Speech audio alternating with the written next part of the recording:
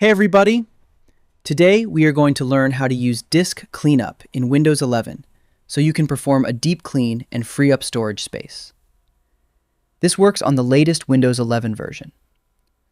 First, click the Start button and type Disk Cleanup. Click Disk Cleanup from the search results. If prompted, select your main drive, usually local disk C. Click OK. Wait while Windows scans for files. You will see a list of file categories. Check the boxes for the files you want to delete. Temporary files and recycle bin are usually safe to remove. Click Clean up System Files for a deeper clean. Select your drive again and click OK.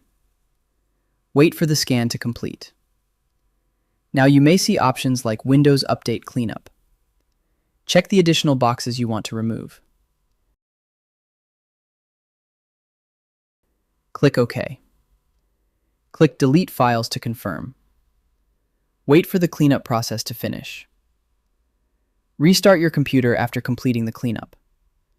Your Windows 11 system should now have more free space. That's it. I hope this helps you on your current and future projects. Thank you for watching.